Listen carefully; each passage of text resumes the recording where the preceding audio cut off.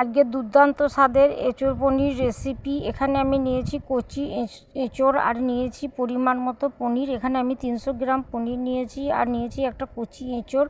প্রথমে বটির মধ্যে তেল লাগিয়ে নিচ্ছি, দিয়ে হাতের মধ্যে তেল লাগিয়ে নিচ্ছি যাতে আটাটা লেগে না যায়। এবার আমি প্রথমে এঁচোড় ছিলে নিচ্ছি। এখানে আমি আমার পরিমাণ মতো নিয়েছি, আপনারা আপনাদের পরিমাণ মতো নিতে পারেন। আমি খুব ভালো করে এঁচোড়ের খোসাগুলোকে ছাড়িয়ে নিচ্ছি।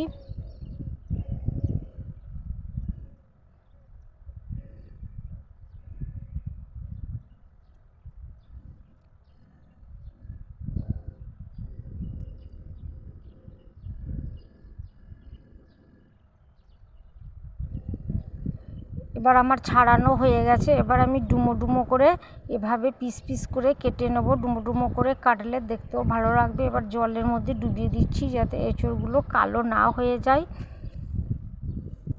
পুরো এঁচোড়টাকে আমি এভাবে ডুমো ডুমো করে কেটে নিচ্ছি।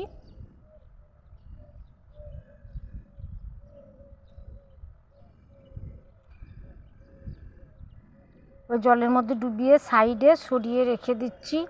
এবার পনিরটাও আমি পিস পিস করে ঠিক ডুমো ডুমো করে একই রকমভাবে এরকমভাবে কেটে নিচ্ছি। একই রকমভাবে কাটলে দেখতে খুব ভালো লাগবে।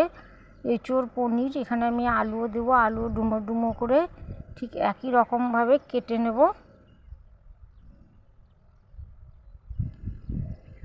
এবার কেটে নেওয়া হয়ে গেছে। কড়াইয়ের মধ্যে দিয়েছি আমি পরিমাণ মতো সর্ষের তেল আর দিয়ে দিচ্ছি 1 চামচ গাওয়া ঘি।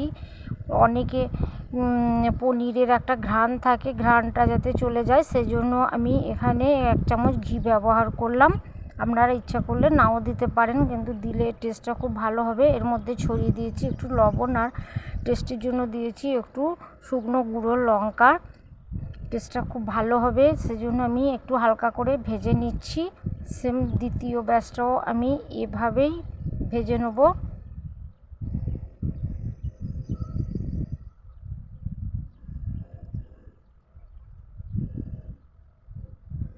সমস্ত পনিরগুলো আমি একই রকমভাবে ভেজে নিয়েছি। এবার ওই তেলের মধ্যেই আমি দিয়ে দিচ্ছি আলুর মধ্যেও আমি নুন দিয়ে আর সামান্য একটু লঙ্কার গুঁড়ো দিয়ে দিচ্ছি, ওপর থেকে ছড়িয়ে দিচ্ছি।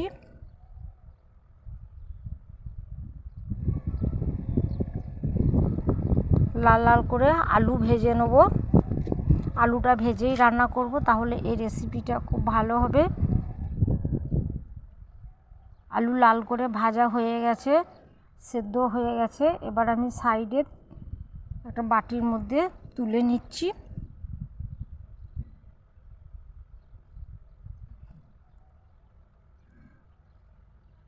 সামান্য একটা নুন আর হলুদ দিয়ে 50% আমি এঁচোড় সেদ্ধ করে নিয়েছিলাম প্রেসারে 2টো সিটি দিয়ে। এবার ওই তেলের মধ্যে আমি লঙ্কা দিয়ে একটু ভেজে নিচ্ছি। আগে আমার লবণ আর হলুদ দেওয়া আছে, একটু লঙ্কা দিয়ে লাল লাল করে ভেজে নেব।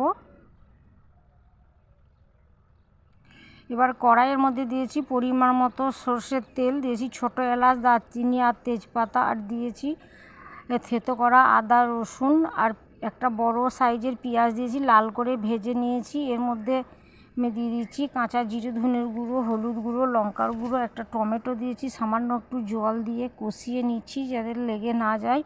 খুব ভালো করে কষে নিচ্ছি। টমেটোটাও যতক্ষণ পর্যন্ত মশলার সঙ্গে মিশে না যায় ততক্ষণ পর্যন্ত আমি এইভাবে কষিয়ে নেব।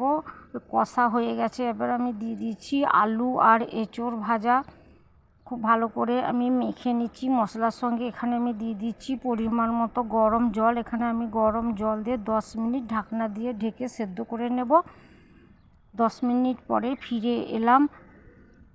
আলু আর এঁচোড় একটু হার্ড, সেজন্য আগে আমি 10 মিনিট সেদ্ধ করে নিয়েছি। এবার আমি দিয়ে দিচ্ছি পনিরটা নরম খুব সহজেই হয়ে যায়। পনির আলুর সঙ্গে খুব ভালো করে মেখে নিচ্ছি। দিয়ে দিচ্ছি স্বাদ মতো নুন আর চিনি। গ্যাসের ফ্লেমটাকে আমি মিডিয়াম করে দেবো। আবারও আমি 5 মিনিট জাল করে নেব। ফিরে এলাম 5 মিনিট পর। এবার সমস্ত কিছু আমার মাখা মাখা হয়ে গেছে, সব কিছু খুব ভালো করে সেদ্ধ হয়ে গেছে। এবার ছড়িয়ে দিচ্ছি গরম মশলার গুঁড়ো আর ওপর থেকে দিয়ে দিচ্ছি ধনেপাতা কুচি। সব কিছু ভালো করে মেখে নিচ্ছি। এবার গ্যাসটা বন্ধ করে 5 মিনিট দমে রেখে দিচ্ছি। এবার ভাত, রুটি, পরোটার সঙ্গে পরিবেশন করুন। অবশ্যই একবার ট্রাই করবেন, আর ভালো লাগলে লাইক, শেয়ার আর সাবস্ক্রাইব করে আমার পাশে থাকার অনুরোধ রইল। আজকের মতো আসি, আবারও দেখা হবে নতুন একটা রেসিপি নিয়ে।